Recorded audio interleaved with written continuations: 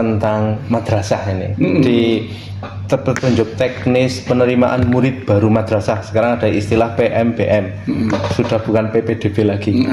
Penerimaan murid baru madrasah ini kan di sana ada salah satu klausul madrasah wajib menerima yang tadi disabilitas dan wajib untuk melayani ada kelas inklusi. Tapi sementara kan tenaga yang ada di kami ini kan terkait dengan pendidikan luar biasa kami tidak ada. Itu berarti harus ada kerjasama dengan instansi lain berarti.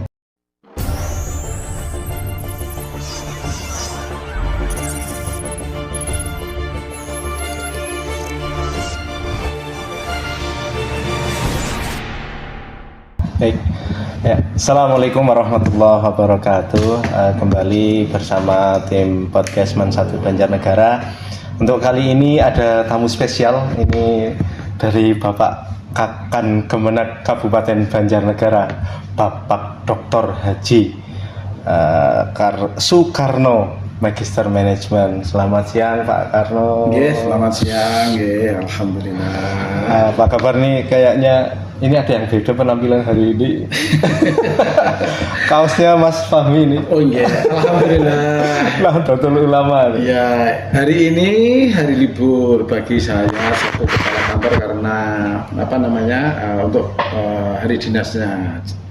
Tetapi biasanya kepala kantor tidak hanya hari dinas saja. Kebetulan hari ini acaranya beruntun, mulai tadi di alun-alun Banjarnegara ada kegiatan Jalan Sehat Kebangsaan dalam rangka untuk hari ulang tahun Harlah NU yang ke 101 abad. Kebetulan kok ini kaosnya kok hampir sama dengan Man1 Banjarnegara. Kemudian tadi sempat di MTS 1 Banjarnegara, dan yang sekarang kaitannya dengan pembukaan untuk kurikuler untuk cabang olahraga karate tadi sudah dibuka dan saya pakai seragam olahraga, dan ini memanfaatkan waktu kita podcast. Ya, terima kasih untuk kehadiran hari ini. Yang selanjutnya ini langsung to the point saja untuk program Kementerian Agama yang mungkin tradisional dari tahun ke tahun, kan mungkin ada yang sama terus ada yang berbeda tahun ini, mungkin bisa disampaikan ke pemirsa. Untuk program Kementerian Agama sesungguhnya kita mengacu pada keputusan Menteri Agama KMA nomor 244 tahun 2025 itu terkait dengan prioritas Kementerian Agama untuk 2025 sampai dengan 2029. Yang terkenal kalau Pak Menteri kita saat ini Profesor Dr. Umar MA itu terkait dengan sebutan adalah Astaprotas. Ada 8 program prioritas dari Kementerian Agama. Yang bisa kita sampaikan yang pertama itu adalah kerukunan dan cinta kemanusiaan. Ini adalah Astaprotas yang pertama. Yang kedua adalah ekoteologi. Kemudian yang ketiga itu terkait dengan layanan keagamaan berdampak. Kemudian program yang keempat ini terkait dengan pendidikan unggul, ramah, dan terintegrasi. Kemudian yang kelima itu terkait dengan pesantren berdaya. Kemudian yang keenam ini terkait dengan pemberdayaan ekonomi umat. Dulu sebelum haji itu pisah dengan Kementerian Agama, ada namanya sukses penyelenggaraan haji. Tapi sekarang programnya prioritasnya diganti dengan pemberdayaan rumah ibadah. Dan yang terakhir adalah program prioritas terkait dengan digitalisasi tata kelola. Ini secara singkat mungkin Pak Kakan, untuk satu persatu bisa secara singkat disampaikan.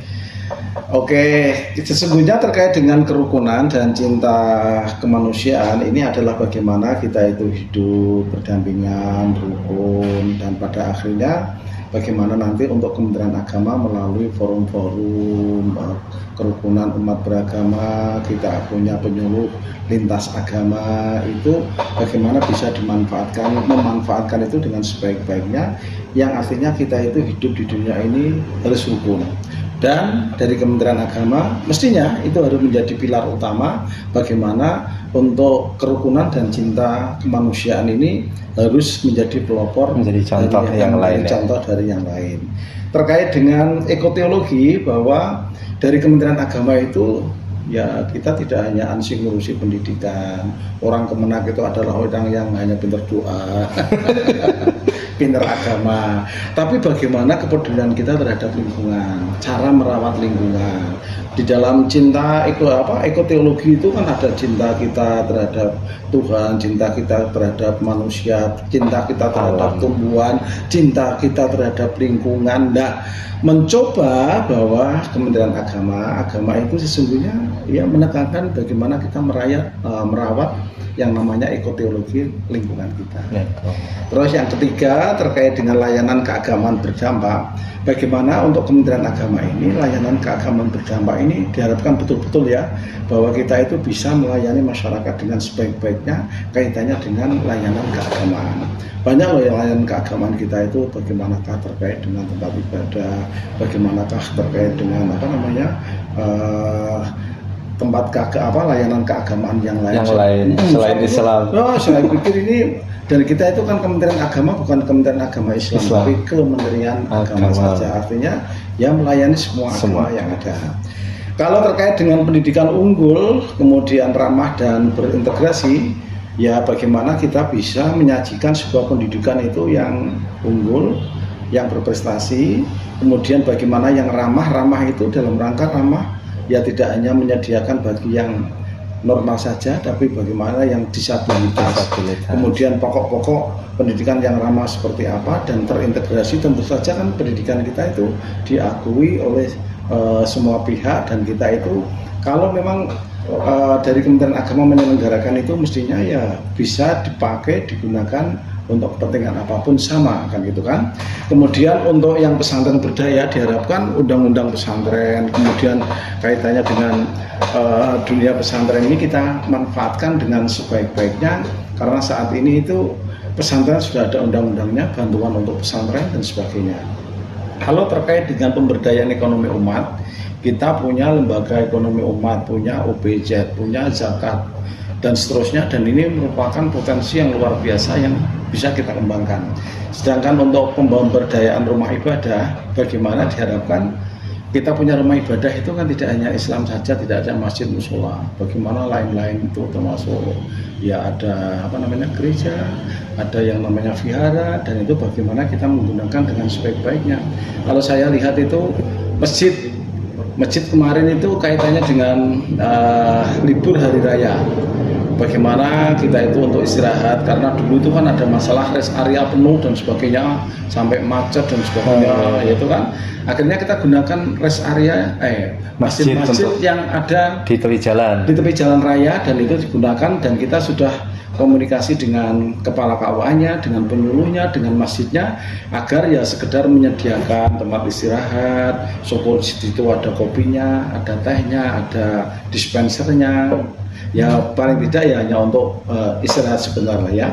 Dan yang terakhir itu bagaimana nantinya kita punya program digitalisasi tata kelola. Tata kelola itu bagaimana pelayanan. Dan di masyarakat, di madrasah ya kita coba untuk pacu bagaimana madrasah itu bisa menggunakan layanan ini online, bagaimana terkait dengan keperluan. Dan di madrasah kan sudah banyak digital, RKM, Simsatras, dan banyak sekali. Itu bermula dari bagaimana digitalisasi tata kelola. Apalagi nanti bicara layanan Kemenak kaitannya dengan digitalisasi tata kelola. Ini ada sedikit tentang madrasah ini. Di petunjuk teknis penerimaan murid baru madrasah, sekarang ada istilah PMBM, sudah bukan PPDB lagi. Penerimaan murid baru madrasah ini kan di sana ada salah satu klausul madrasah wajib menerima yang tadi disabilitas, dan wajib untuk melayani ada kelas inklusi. Tapi sementara kan tenaga yang ada di kami ini kan terkait dengan pendidikan luar biasa kami tidak ada. Itu berarti harus ada kerjasama dengan instansi lain berarti. Iya gini, PMBM tanya-tanya dengan pendidikan inklusif itu ya. Saya pikir gini, saya waktu tugas di Kebumen itu ada satu madrasah swasta, madrasah ibtidaiyah yang muridnya itu yang disabilitas ada 23 atau 24. Dan itu saya pikir juga jenisnya macam-macam, ada yang jauh, ada yang cacat, ada yang tidak mendengarkan, ada yang bisu, ada yang tuli. Katanya mereka itu juga bisa. Nah, menurut saya, kalau memang nanti pada akhirnya di Mansatu itu ada yang disabilitas, ada pendidikan inklusi, kan itu kan, pada akhirnya kita laporan ke Kementerian Agama. Nanti pada kita itu kan akan berjenjang. Dari Kanwil mungkin ada pelatihan terkait dengan bagaimana melayani anak-anak itu. Barangkali nanti kerjasama dengan dinas terkait ya. Insya Allah ada solusi, karena memang tadi disampaikan program yang keempat itu pendidikan unggul ramah. Nah, ramah inilah yang ramah itu ya bagaimana ramah terhadap disabilitas, ramah bagaimana pelayanan, termasuk kalau kita itu membangun sebuah bangunan gedung harus menyediakan bagaimana parkir untuk disabilitas, bagaimana untuk kamar mandi disabilitas, akses jalan masuk kelas. Makanya kalau mau tingkat nggak apa-apa, tapi mestinya harus disiapkan anak-anak itu jangan di atas, tapi bagaimana aksesnya itu di bawah. Kalau di atas ya harus ada liftnya, harus ada untuk yang menuju ke sana kan itu. Ini bagus kalau seandainya ada, saya pikir nanti kita terima dulu, nanti baruan. Di Mansatu ini ada beberapa anak yang ditengarai. Ini ada masalah dengan disabilitas. Tapi kalau disabilitas yang terkait dengan fisik, kalau mohon maaf secara nalar jalan itu sih kami insya Allah tidak jadi masalah. Tapi yang jadi masalah itu ketika terkait dengan nalar yang di bawah standar, terus ada masalah dengan pendengaran, di kami jelas belum mampu ya. Oke. Memang begini, kita secara bertahap, karena yang namanya pelayanan terhadap disabilitas itu harus kita maksimalkan. Kalau nanti ada kesulitan kita konsultasi dan bagaimanakah penyediaan, karena memang sudah menjadi program dari Pak Menteri, dan program Pak Menteri itu kan harus didukung seluruhnya eselon 1 ke bawah. Dan saya pikir kalau ada ini, saya percaya pasti ada pelatihan terkait dengan pembelakuan itu. Memang kita tidak bisa kan, dan ada yang berpendapat juga ada sekolah unggulan itu enggak ada yang enggak setuju artinya yang pinter-pinter prestasi hanya khusus itu enggak, karena ya dianggap itu tidak adil karena memberlakukan tidak sama. Tapi kalau ada disabilitas, ya kalau ada itu ya tidak apa-apa, tapi untuk anak-anak yang disabilitas Mansatu harus menerima, dan itu nggak boleh menolak. Iya, di petunjuk teknis memang wajib. Mansatu menolak disabilitas, ya udahlah viral nanti. Makanya jangan, karena memang pendidikan kita adalah pendidikan yang unggul, yang ramah dan terintegrasi. Ya, satu lagi ini termasuk keluhan madrasah. Kalau kami perhatikan di media massa, televisi khususnya, itu kan banyak iklan dari Kementerian Pendidikan Dasar dan Menengah yang begitu mensupport SMK dengan iklannya yang gencar luar biasa. Kayaknya dari Kemenak yang diekspor besar-besaran itu malah Insan Cendekia, Manpeka. Sedangkan untuk madrasah reguler seperti Mansatu, Man2 dan yang lain-lain, yang man biasa lah, itu kurang mendapatkan support dari kementerian. Ini harapan kami dari Kemenak ada satu iklan layanan masyarakat yang menggapai semua madrasah.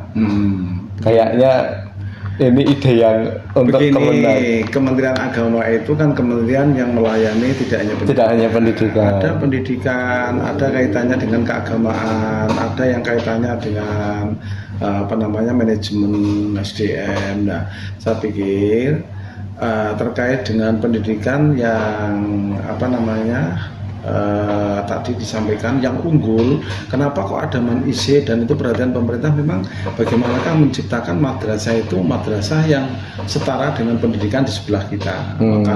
Makanya ada yang namanya MAN-IC, dan memang MAN-IC percontohan ya jadi luar biasa. Seakan-akan untuk pendidikan yang lain itu tidak diperhatikan, tapi sesungguhnya lah ya, pelayanan kita terhadap madrasah itu saya pikir sudah banyak. Makanya protas yang ke-8 itu kan penyediaan satu digitalisasi. protas kaitannya dengan pendidikan. Itu kan pendidikan yang unggul, ramah dan terintegrasi itu satu. Bagaimana penyediaan sarana dan prasarana. Kita ada program yang namanya SBSN, ada program yang namanya PHTC, ada program yang namanya BKBA. Walaupun itu instansi lain ya, tapi ujung-ujungnya ini adalah bagaimana Sarpras itu bisa meningkat. Yang kedua, peningkatan akses pendidikan melalui beasiswa, banyak kan? Lulusan-lulusan, kemudian BOS, DOP setiap tahun berbeda tingkatannya. Kalau madrasah aliyah itu 1.100.000, MTS-nya itu 900, kemudian M-nya itu 600. Ini kan dalam rangka bentuk perhatian dari Kementerian Agama. Kemudian ada program-program alternatif yang lain. Di samping itu, misal perluasan pendidikan kesetaraan ini juga baru digalakkan di Kementerian Agama terkait dukungan penyelenggaraan MBG, makan bergizi gratis. Ini juga Kementerian Agama harus mendukung sepenuhnya. Kemudian terkait dengan penguatan mutu lembaga pendidikan. Ini kan kita bagaimana pelatihan guru, pelatihan kaitannya KBC dan seterusnya, ini kan dalam rangka untuk itu. Termasuk penguatan pendidikan agama, penguatan pendidikan karakter, penguatan pendidikan kewargaan dan seterusnya. Dan yang terpenting itu bagaimana kita itu pendirian pengembangan pendidikan agama, keagamaan yang unggul dan berkelas dunia. Seperti MAN 1 ini kan slogannya MAN 1 apa tadi? Istimewa. Yang istimewa MAN 1. Mestinya ya MAN 1 ini ada ciri khusus yang nantinya membedakan antara madrasah MAN 1 dengan MAN lain. Saya pikir MAN 1 bisa. Insya Allah. Mungkin cukup apa? Ya, masih ada lanjut. Insya Allah kalau saya memberikan saran kepada MAN 1 ini potensinya luar biasa. Sumber dayanya, manusianya, kaitannya Sarprasnya, potensi siswanya, tinggal dikelola dengan sebaik-baiknya. Yang kedua, kebersamaan, koordinasi, konsolidasi antara antara kepala madrasahnya, guru-gurunya, tenaga kependidikannya, masyarakat dalam hal ini adalah orang tuanya, kemudian siswanya. Jangan lupa ke Kementerian Agama solid. Insya Allah itu nanti ada inovasi-inovasi dari MAN 1 Banjarnegara. Insya Allah. Ya. Oke. Itu mungkin untuk hari ini cukup, Pak Kakan Kemena, Pak Karno yang terhormat. Terima kasih sekali untuk informasi yang telah disampaikan. Insya Allah bermanfaat untuk MAN 1, untuk masyarakat Kabupaten Banjarnegara pada umumnya. Ya demikian untuk podcast bersama tamu spesial hari ini. Kurang lebihnya mohon maaf. Kami cukupkan sekian. Billahi fi sabilil haq. Wassalamualaikum warahmatullahi wabarakatuh. Waalaikumsalam warahmatullahi wabarakatuh. Terima kasih. Sukses.